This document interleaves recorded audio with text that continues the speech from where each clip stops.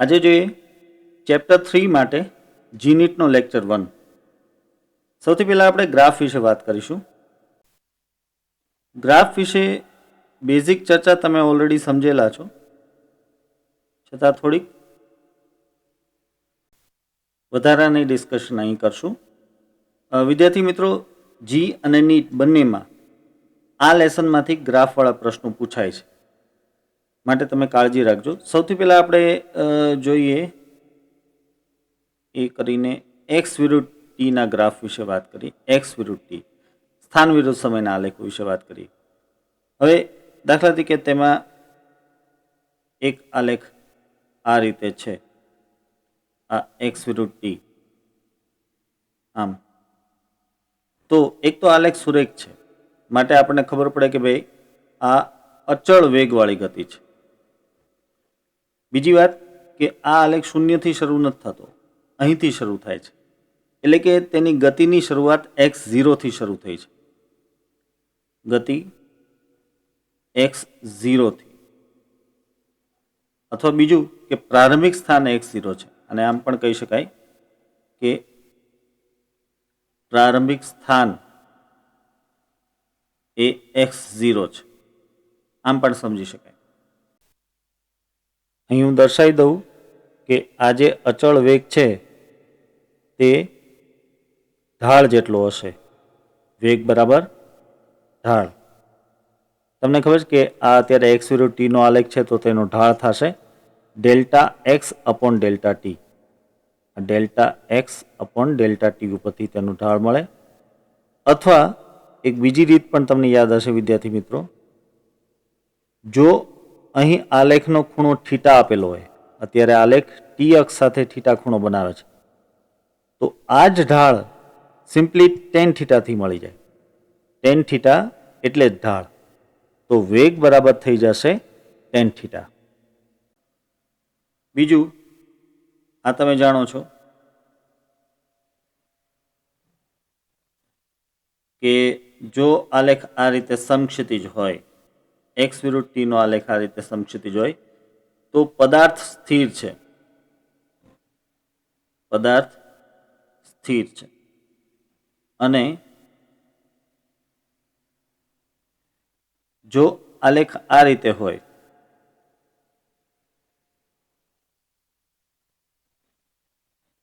આ એક્સ, આ minus x અને આ 0, અને જો આલેખ આ રીતે હોય, તો આનું અર્થઘટન શું થશે વિદ્યાર્થી મિત્રો? એક તો એ કે અચળ વેગ છે, પણ વેગ ઋણ હશે. કારણ કે તમે સમજી શકશો કે અત્યારે ઢાળ આમ ઉતરતો છે, માટે આનો ઢાળ છે એ નેગેટિવ આવશે, એટલે આનો વેગ છે એ નેગેટિવ આવશે. તો આપણે જરા નોંધી લઈએ કે પહેલાં તો એ કે વેગ અચળ છે, વેગ ઋણ છે. જરા આ પહેલા પ્રશ્નમાં જરાક વાત આપણે નોંધી લઈએ કે અહીં વેગ ધન છે, જ્યારે અહીં વેગ છે એ ઋણ છે. કારણ કે આ પહેલા આલેખમાં અહીં ઢાળ ધન છે, અહીં ઢાળ ઋણ છે, માટે અહીં વેગ ધન છે, અહીં વેગ ઋણ છે. બીજું, અહીં પણ તમે જોઈ શકો છો કે ગતિની શરૂઆત આ બિંદુએથી થઈ છે, એટલે કે આપણે કહી દઈએ કે x0 એનું પ્રારંભિક સ્થાન છે. પ્રારંભિક સ્થાન x0. બીજું, આ ગતિ કેવા પ્રકારની હશે વિચારો. અહીંથી આમ અને પછી આમ જાય છે. એનો મતલબ એમ થયો કે x0 સ્થાનેથી પદાર્થ ગતિ કરતાં કરતાં 0 સ્થાને આવે છે, અને ત્યારબાદ એ ઋણ દિશામાં જતો રહે છે. સમજાણું? આલેખ અચળ વેગથી x0 સ્થાનેથી 0 સ્થાને અને ત્યારબાદ અહીં જાય છે. દાખલા તરીકે આપણે એવું દર્શાવી દઈએ કે આ માઇનસ x0 છે. અહીં હું એવું દર્શાવું કે આ માઇનસ x0 છે, તો આપણે કહી શકીએ કે x0 થી ગતિની શરૂઆત થાય, ત્યારબાદ 0 ઉપર આવે અને ત્યારબાદ માઇનસ x0 ઉપર જાય. આ રીતની ગતિ છે, સુરેખ માર્ગ ઉપરની ગતિ છે. अच्छा, ત્રીજો ચોથો આલેખ હવે આ રીતનો જરાક સમજો.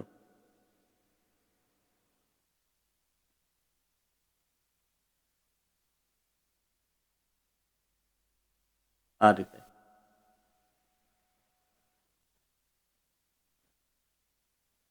આ પણ અત્યારે એક્સ વિરુદ્ધ ટીનો આલેખ જ છે. હવે આમાં વિવિધ વાતો આપણને પૂછેલી હોઈ શકે. દાખલા તરીકે આ બિંદુ છે, તો આ બિંદુ પાસે વેગ કેટલો?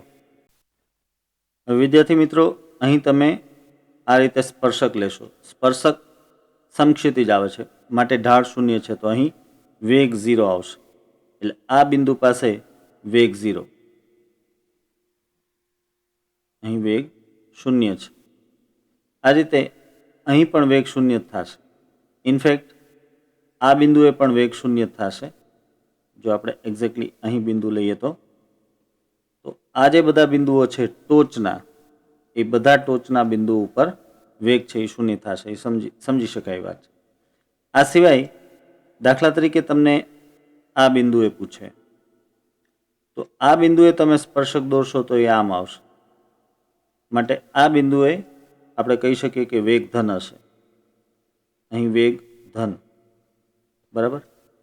પરંતુ જો આ બિંદુ લઈએ, હું અહીં લઈશ આ બિંદુએ, તો આ બિંદુએ ઢાળ આમ આવશે, આ રીતે. તો સમજી શકશો કે આ બિંદુ આગળ વેગ ઋણ આવશે. વેગ ઋણ. ધ્યાન રાખજો વિદ્યાર્થી મિત્રો, એક્સ વિરુદ્ધ ટી નો આલેખ છે અને તેના ઉપરથી આપણે વેગ વિશેની વાત કરી રહ્યા છીએ. હજી આગળ જોઈએ તો દાખલા તરીકે આ બિંદુ લઈએ, તો આ બિંદુ આગળ તમે ઢાળ સ્પર્શક દોરશો તો ઢાળ આ રીતે આવશે. એટલે આ વેગ પણ ધન આવશે.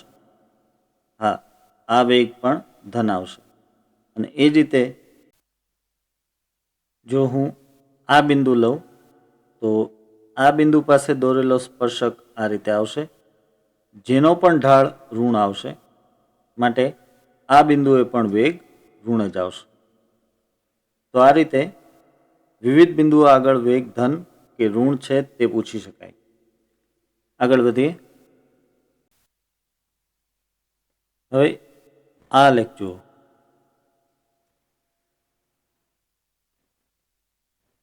અહીં છે એક્સ, આ 0, આ -x, અને અહીં સમય t, અને આલેખ આમ છે, આ રીતે. આલેખ વિશે શું કહેવું છે? સિમ્પલ જવાબ છે, આલેખ શક્ય નથી.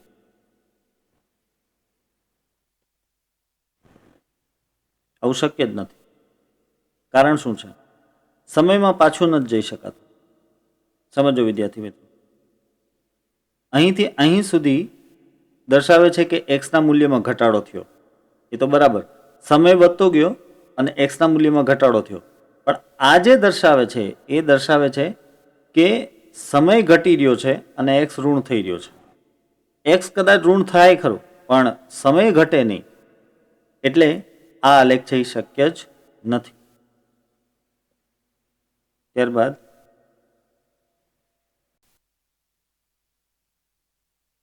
આ એક આલેખ જો.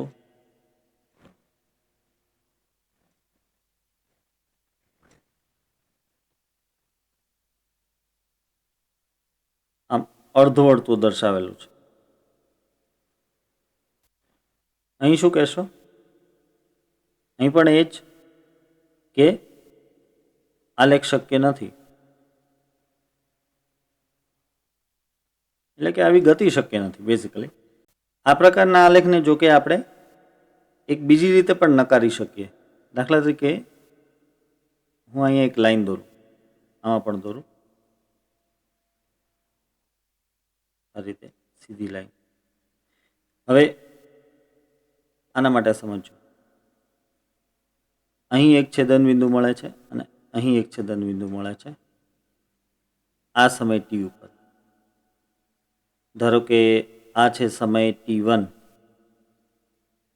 તો એનો મતલબ એમ થાય, આ આલેખ ઉપરથી આપણને એમ દેખાય કે T1 સમયે એક x1 અને એક -x1 એમ બે બિંદુઓ ઉપર પદાર્થ રહેલો છે એક જ સમય.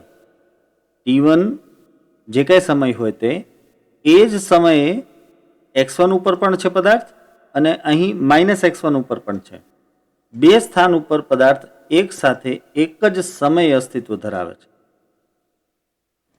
અહીં દોરી દો. ઓબ્વિયસલી એ વાત શક્ય નથી.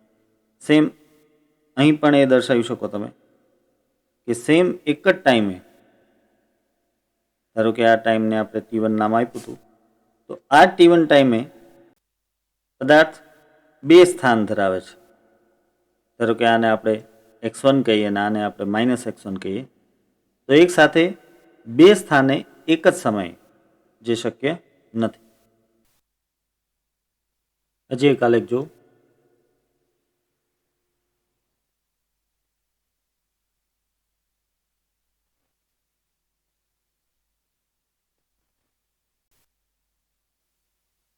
આલેખ અહીંથી શરૂ થાય છે, ત્યારબાદ આમ જાય છે, આમ જાય છે અને ત્યારબાદ આમ સંક્ષિપ્ત થઈ જાય છે. આ રીતે. હવે આ પ્રકારના આલેખ માટે થઈને આપણે શું કહી શકીએ, સમજીએ. આ ઋણ x અક્ષ છે. જો વિદ્યાર્થી મિત્રો, આ જે ભાગ છે એ બતાવે છે કે અહીં પદાર્થ સ્થિર છે. ત્યારબાદ આ જે ભાગ છે એ બતાવે છે કે અહીં ઋણ અચળ વેગ છે. ત્યારબાદ અહીંથી અહીં સુધી આ ધન અચળ વેગ છે અને ફરી પાછો પદાર્થ અહીં સ્થિર થઈ જાય છે.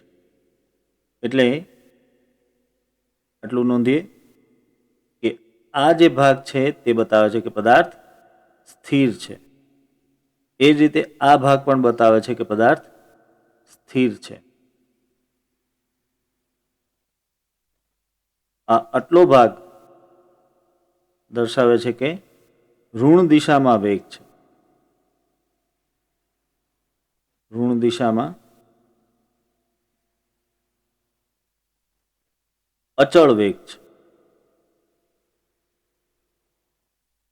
અને આ આટલો ભાગ દર્શાવે છે કે ધન દિશામાં અચળ વેગ છે.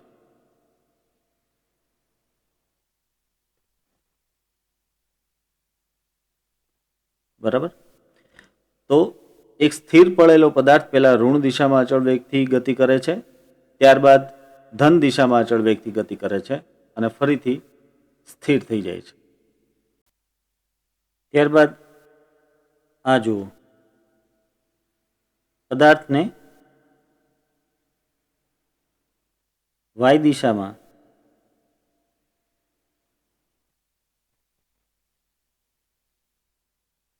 ઉપર ફેંકવામાં આવે છે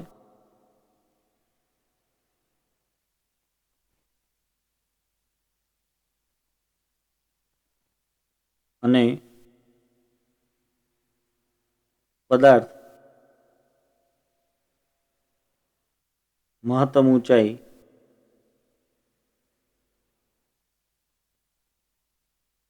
પ્રાપ્ત કરી નીચે પાછો આવે છે.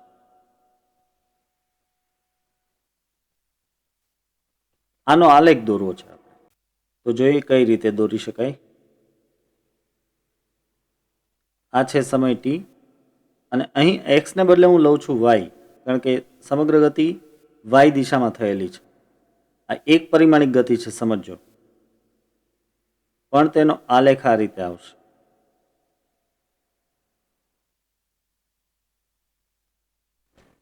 આ રીતે. હું જરા આને સુધારી લઉં.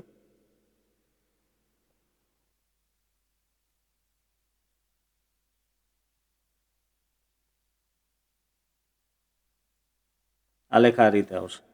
શું કામ સમજો? એવું નથી, ફરીથી કહી દઉં કે અહીં પદાર્થને ન શોધતા. આ પદાર્થનો ગતિમાર્ગ નથી. આલેખ છે વાય વિરુદ્ધ ટીનો આલેખ. પદાર્થે તો વાય દિશામાં જ ગતિ કરી છે અને વાય દિશામાંથી જ પોતે પાછો આવ્યો છે, એટલે એ તો સુરેખ ગતિ છે. એટલે આ ગતિમાર્ગ નથી, પરંતુ આ તેના સ્થાનનો સમય સાથેનો સંબંધ છે. હવે અહીં આપણે એક વસ્તુ જોઈએ.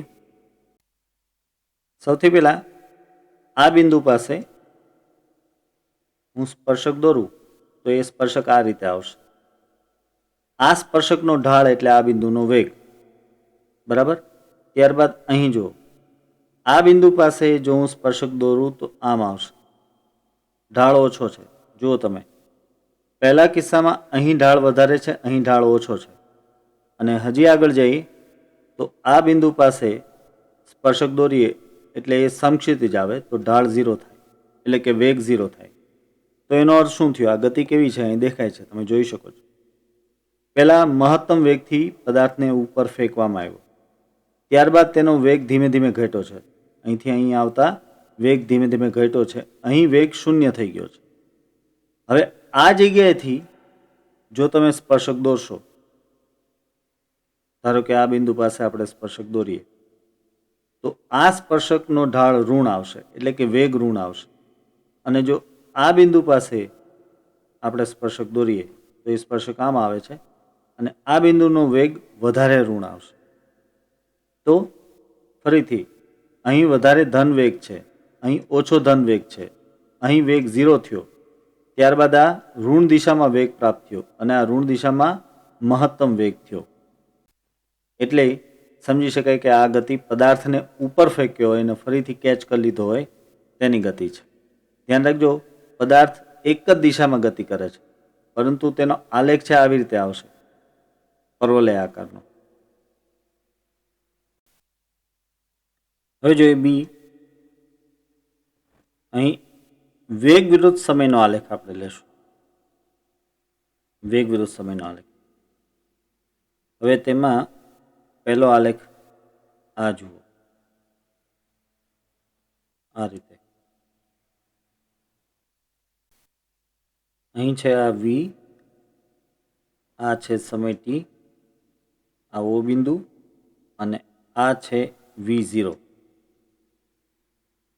બરાબર. તો આ લેખ ઉપરથી આપણને શું જાણવા મળે? નંબર 1 વાત કે જો અત્યારે આલેખ સુરેખ છે, પણ આ આલેખ વી વિરુદ્ધ ટીનો છે. એટલે જો વી વિરુદ્ધ ટીનો આલેખ આવી રીતે સુરેખ હોય તો પ્રવેગ અચળ છે એમ કહેવાય. એટલે આપણે લખીએ કે પ્રવેગ અચળ. બીજું, પ્રવેગ ધન છે. બીજી વાત આપણને જાણવા મળે છે કે પ્રવેગ ધન છે. ત્રીજું, પ્રારંભિક વેગ V0 છે.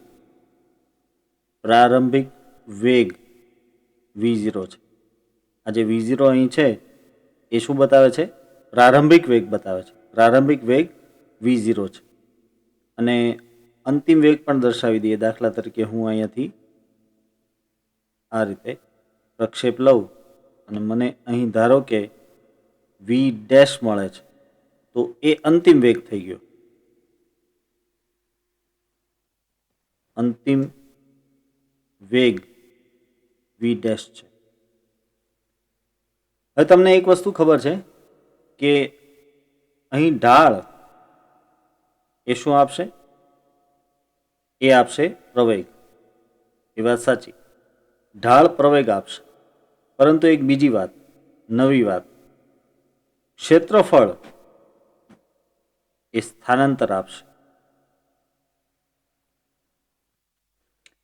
આ વળી કયું ક્ષેત્રફળ? સમજાવું. આલેખની બરાબર નીચેનું ક્ષેત્રફળ.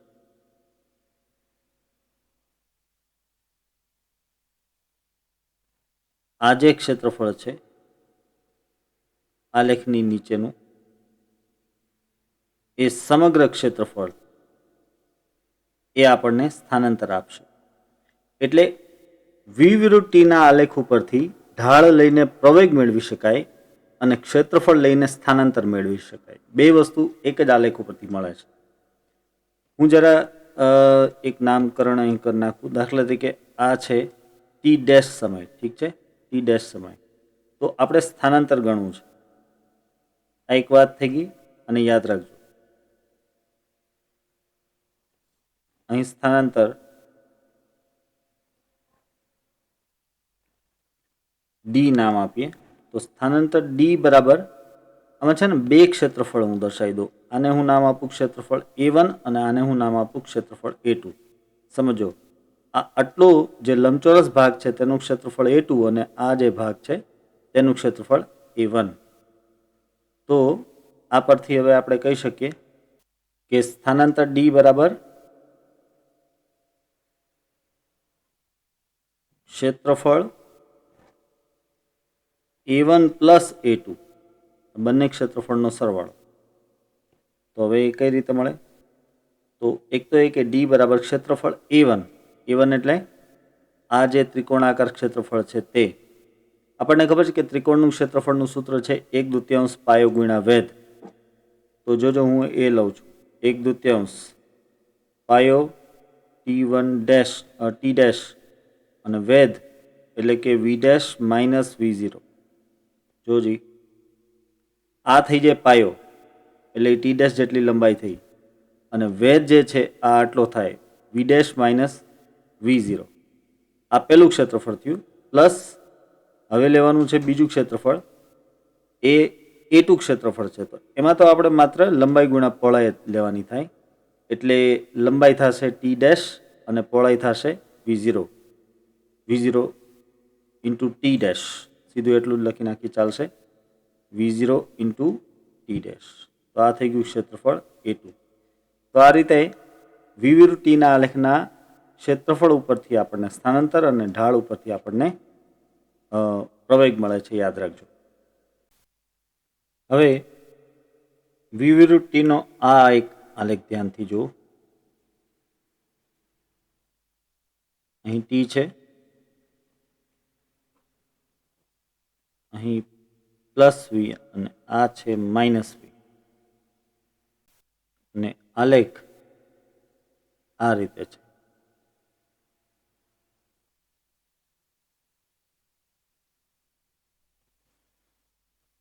અહીં જરા સમય દર્શાવી દઉં. જો આ ટોચ માટેનો સમય છે ધારો કે 5 સેકન્ડ, આ છે 10 સેકન્ડ, ત્યારબાદ આ છે 15 સેકન્ડ અને આ છે 20 સેકન્ડ. બરાબર. અને આ જે ટોચનું મૂલ્ય છે મીન્સ 5 સેકન્ડે જે વેગનું મૂલ્ય છે એ છે ધારો કે 15 મીટર પ્રતિ સેકન્ડ અને એ જ રીતે આ 15 સેકન્ડે જે વેગનું મૂલ્ય છે એ છે -15 મીટર પ્રતિ સેકન્ડ. તો હવે તમને આમાં સવાલ એવો પૂછવો હોઈ શકે કે ભાઈ આમાં સ્થાનાંતર કેટલું થાય? સ્થાનાંતર અલગ અલગ સમય માટે પૂછેલું હોઈ શકે. દાખલા તરીકે તમને એમ પૂછે કે પહેલાં તો એ કે સ્થાનાંતરનો સમય છે ધારો કે 0 થી 10 સેકન્ડ માટે. તો બહુ સહેલું છે કે 0 થી 10 સેકન્ડ માટે જો સ્થાનાંતર માંગ્યું છે તો આપણે આ વેગ વિરુદ્ધ સમયનો આલેખ છે એટલે માત્ર આ ક્ષેત્રફળ એ જ લેવાનું થાય સ્થાનાંતર તરીકે. તો એ હું સીધું લખી નાખું અત્યારે. તો આ થશે 1/2 પાયો ગુણ્યા વેધ. પાયો થઈ જશે 10 અને વેધ છે એ છે 15. બરાબર. એટલે આ આવશે 75 મીટરનું સ્થાનાંતર થશે. પણ હવે જુઓ, જો સ્થાનાંતર માગ્યું છે 10 સેકન્ડથી 20 સેકન્ડ માટે, તો આપણે આ જે ભાગ છે એ ભાગનું ક્ષેત્રફળ લેવાનું થાય. હું જરા દર્શાવી દઉં. આ જે ભાગ છે એ ભાગનું ક્ષેત્રફળ લેવાનું થાય અને તો મારે સૂત્ર તો આ જ લખવાનું થશે 1/2 પાયો ગુણ્યા વેધ. અહીં પાયો 10 જ આવશે કારણ કે આ 20 - 10 એટલે કે 10 અને વેધ તરીકે આવશે -15 એટલે આ થઈ જાય -75 મીટર. તો આ બીજા કિસ્સામાં સ્થાનાંતર -75 મીટર. હવે જો કુલ સ્થાનાંતર માંગે, કુલ સ્થાનાંતર તો સ્વાભાવિક છે કે જવાબ 0 થઈ જશે, નહીં? બંનેનો સરવાળો એટલે 0. પરંતુ જો કુલ પથ લંબાઈ માગી હોય તો એવા સંજોગોમાં તમારે બંને સ્થાનાંતરનું મૂલ્ય લેવાનું થાય. એટલે આ 75 પ્લસ 75 એટલે કે 150 મીટર થશે. હવે આ ત્રીજો આલેખ જોઈએ.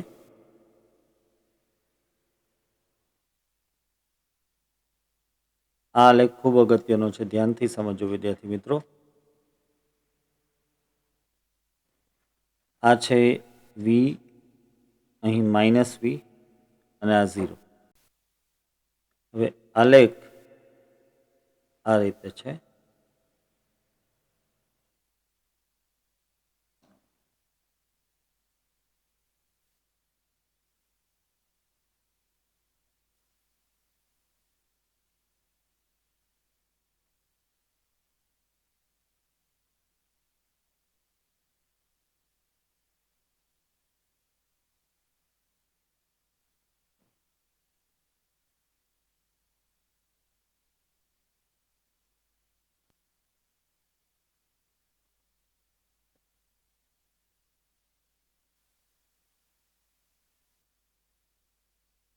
આ રીતે જો આ આલેખ શરૂ થાય છે આ બિંદુએથી. આ બિંદુને નામ આપીએ આપણે v0 વેગ.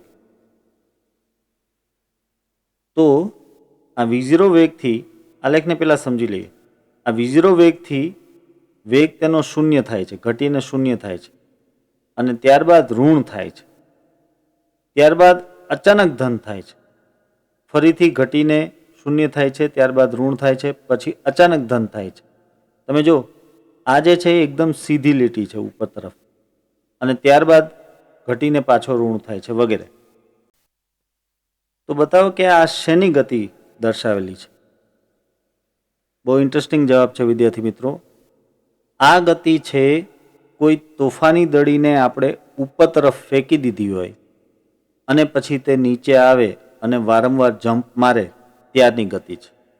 સમજો વિદ્યાર્થી મિત્રો, જ્યારે તમે તોફાની દડીને ઉપર તરફ ફેંકો છો ત્યારે તમારા હાથમાંથી જ્યારે એ છૂટે છે ત્યારે તેનો વેગ છે એ મહત્તમ હોય છે. આ છે એ મહત્તમ વેગ. ત્યારબાદ જેમ જેમ ઉપર જાય છે તેમ તેમ તેનો વેગ ઘટતો જાય છે અને મહત્તમ ઊંચાઈ તેનો વેગ શૂન્ય થાય છે. આ જો આ વેગ ઘટતો ગયો અને અહીં શૂન્ય થયો. બરાબર સમજો, આ મહત્તમ ઊંચાઈવાળું બિંદુ છે. ફરીથી યાદ કરાવી દઉં કે આ ગ્રાફ છે, આ ગતિમાર્ગ નથી, એટલે આમાં પદાર્થને શોધવાની કોશિશ ન કરતા. પદાર્થ ખરેખર મહત્તમ ઊંચાઈ છે, પણ ત્યાં તેનો વેગ 0 છે, એટલે આલેખ આમ આવે. અહીં વેગ 0 છે. ત્યારબાદ દડી નીચે તરફ આવવાની શરૂઆત કરે છે. તો જેમ જેમ નીચે તરફ આવે છે, પહેલાં તો એ કે નીચે તરફ છે આવે છે એટલે વેગ ઋણ દિશામાં થયો, અને જેમ જેમ નીચે આવે તેમ તેમ તેનો વેગ છે એ વધતો જાય છે. તો આ થયો આલેખ ઋણ દિશામાં વધતો જાય છે. જુઓ, એટલે અહીં વેગ 0 છે અને અહીં ઋણ દિશામાં મહત્તમ વેગ પ્રાપ્ત થયો. હવે આ દડી નીચે જમીન સાથે અથડાય છે ત્યારે તેનો વેગ ઋણ મહત્તમ હોય છે. આ થઈ ગયો ઋણ મહત્તમ. હવે જેવી દડી જમીન સાથે અથડાય એટલે તરત ત્યાંથી બાઉન્સ થાય છે.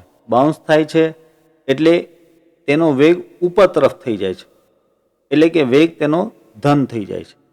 એટલે અચાનક અહીંથી આલેખ ઉપર જાય છે. અહીં વેગ ધન થઈ ગયો છે, તમે જોઈ શકો છો. દડી જ્યારે નીચે ભટકાણી એ આ બિંદુ, અને દડી ભટકાઈને તરત જ બાઉન્સ થાય છે એટલે આ બિંદુ. ત્યાં બાઉન્સ થાય છે એટલે એની દિશા ઉપર તરફ થઈ ગઈ છે, માટે વેગ એનો પાછો ધન થઈ ગયો છે. હવે દડી ઉપર જવાનું શરૂ કરે છે અને ફરી પાછો મહત્તમ ઊંચાઈ તેનો વેગ શૂન્ય થાય છે, એટલે અહીં વેગ શૂન્ય. ત્યારબાદ નીચે આવે છે, નીચે આવે છે એટલે નીચે ભટકાય છે, ફરીથી અચાનક ઉપર તરફ એનો વેગ થઈ જાય છે, ધન થઈ જાય છે અને વગેરે. તમે જોઈ શકો છો કે ઊંચાઈ ઘટતી ગઈ છે. કારણ બહુ સીધું જ છે કે જેમ જેમ દડી ટપ્પા ખાય તેમ તેમ તેનો વેગ છે એ ઘટતો જાય છે, તેની ઉર્જા છે એ ઘટતી જાય છે. તો તો આપણે જસ્ટ લખી લઈએ કે આ તોફાની દડી ને ઉપર ફેંકી છોડી દેવામાં આવે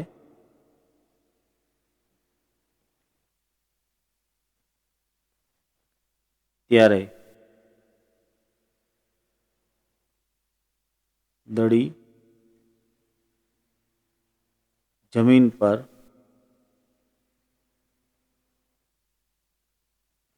ટપ્પા ખાય તેનો આલેખ છે. તેના માટે વિવૃત્તિનો આલેખ છે. હવે જરા આ આલેખ જોઈએ.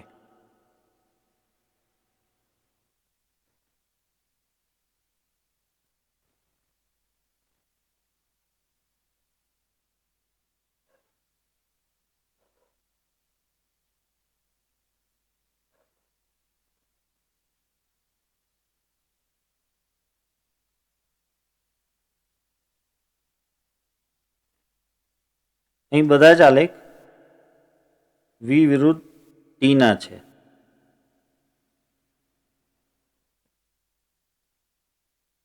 આ ટી છે. હવે આલેખના નંબર જરાક જોઈ લો. આ છે નંબર 1, આ છે 2, આ અંદર છે 3, આ 4 અને આ 5. દરેક આલેખ કંઈક અલગ જ વાત રજૂ કરે છે. જોતા જઈએ.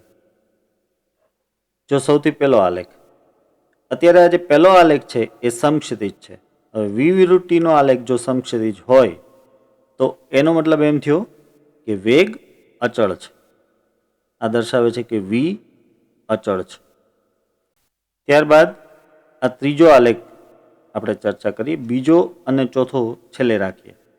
જો ત્રીજો આલેખ જે છે તેમાં આલેખ આમ સુરેખ છે અને વધે છે, તેથી આનો ઢાળ ધન આવશે. હવે વી વિરુદ્ધ ટીના આલેખનો ઢાળ જો ધન આવે તો તેનો મતલબ એમ થયો કે પ્રવેગ એ અચળ છે. અચળ છે અને સાથે સાથે ધન છે. અને તેનાથી વિપરીત આલેખ છે પાંચમો. આ દર્શાવે છે કે પ્રવેગ એ અચળ છે પરંતુ ઋણ છે. કારણ કે આ જે ત્રીજો આલેખ છે એ આવી રીતે વધતો જાય છે, જ્યારે પાંચમો આલેખ છે આમ ઘટતો જાય છે સમયની સાથે. માટે અહીં ઢાળ ધન આવશે તો પ્રવેગ ધન આવશે, અહીં ઢાળ ઋણ આવશે એટલે પ્રવેગ ઋણ આવશે. હવે જરા આ આલેખ સમજીએ. આ આલેખમાં વિદ્યાર્થી મિત્રો જો હું અહીં સ્પર્શક દોરું તો એ સ્પર્શકનો ઢાળ વધારે આવશે, જ્યારે અહીં હું સ્પર્શક દોરું તો તેનો ઢાળ ઓછો આવશે. એનો મતલબ એમ થયો કે જેમ જેમ આલેખમાં આગળ જઈએ તેમ તેમ ઢાળ ઘટતો જાય છે. પરંતુ ઢાળ ઘટવો, વી વિરુદ્ધ ટીના આલેખમાં ઢાળ ઘટવો એટલે પ્રવેગ ઘટવો. તો એનો મતલબ એમ થાય કે આ જે બીજો આલેખ છે એ બતાવે છે કે પ્રવેગ ઘટતો જાય છે.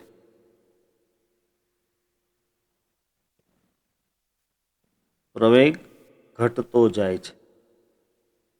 જ્યારે તેનાથી બરાબર વિપરીત ચોથા આલેખમાં જોવા મળશે. જો અહીં ચોથા આલેખમાં જો આ બિંદુ પાસે હું સ્પર્શક દોરું તો તેનો ઢાળ ઓછો આવશે. આ બિંદુ પાસે સ્પર્શક દોરું તો ઢાળ વધારે આવશે. એટલે અહીં ઢાળ એટલે પ્રવેગ. તો અહીં પ્રવેગ ઓછો છે, અહીં પ્રવેગ વધારે છે. માટે પ્રવેગ વધતો જાય છે. પ્રવેગ વધતો જાય છે.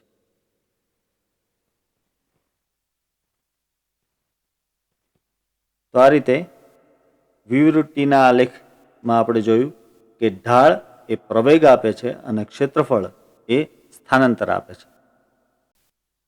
હવે જોઈએ એ વિરુદ્ધ ટીનો આલેખ, પ્રવેગ વિરુદ્ધ સમયનો આલેખ. અહીં પહેલો કિસ્સો લઈએ. દાખલા તરીકે આ રીતે આલેખ છે.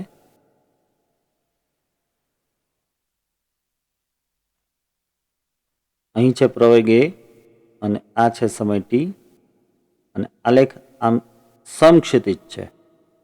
બસ આટલું. તો હવે આના ઉપરથી શું કહી શકાય? અહીં તમે જોઈ શકો છો કે પ્રવેગ અચળ છે. પ્રવેગ અચળ છે અને એ પણ ધન છે. બરાબર ને? આ આલેખ અત્યારે સમક્ષિતિજ છે અને આ બિંદુએથી શરૂ કરીને અહીંયા સુધી સમક્ષિતિજ રહે છે, એટલે કે પ્રવેગ બદલાતો નથી. અને આ પ્રવેગનો ધન ભાગ છે એટલે પ્રવેગ ધન અચળ છે. આપણે લખવું હોય તો લખી શકાય +10 મીટર પર સેકન્ડ સ્ક્વેર. બીજી વાત કે જો પ્રવેગ અચળ છે તો તેનો મતલબ એમ થયો કે વેગમાં એક ધારો વધારો થઈ રહ્યો છે.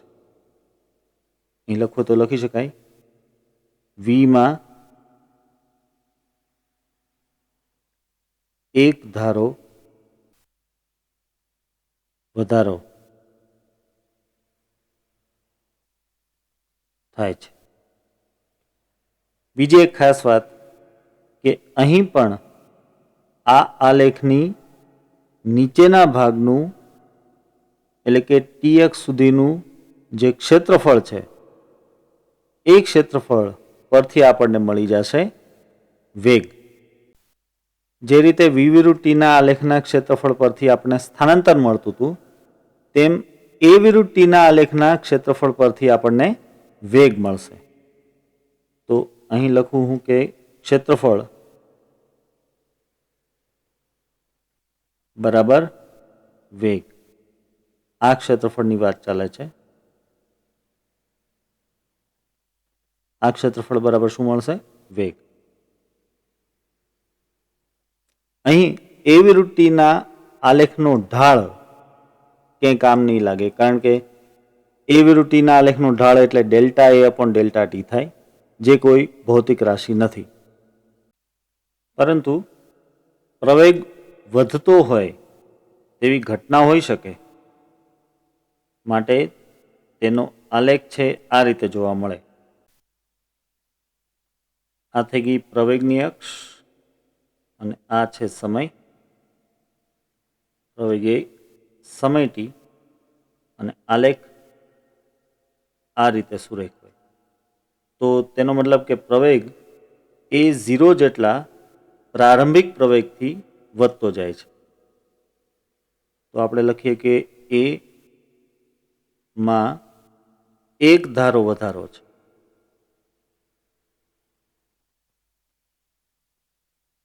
એમાં એક ધારો વધારો છે અને A0 એ પ્રારંભિક પ્રવેગ છે.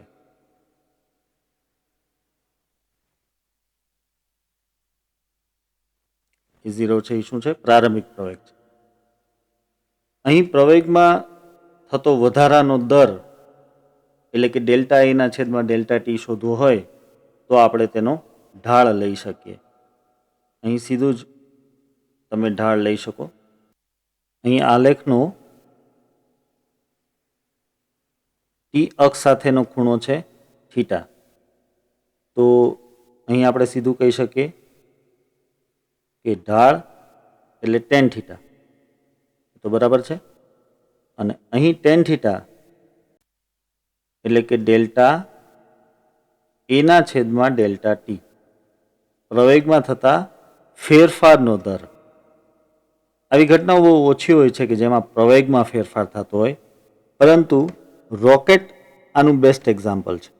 રોકેટમાં જેમ જેમ બળતણ બળતું જાય તેમ તેમ તેના વેગમાં વધારો હોય તો બરાબર, પણ પ્રવેગમાં પણ વધારો થતો જાય. તેનો પ્રવેગ ઉત્તરોત્તર વધતો જતો હોય અને ત્યારે આ ડેલ્ટા એ અપોન ડેલ્ટા ટી કામ લાગે. વિદ્યાર્થી મિત્રો, આશા છે કે તમને આ બધી જ ચર્ચાઓ સમજાણી છે. એમ છતાં કોઈ જગ્યાએ ડાઉટ રહી ગયો હોય તો તમે મને કોમેન્ટ બોક્સમાં પૂછી શકો છો.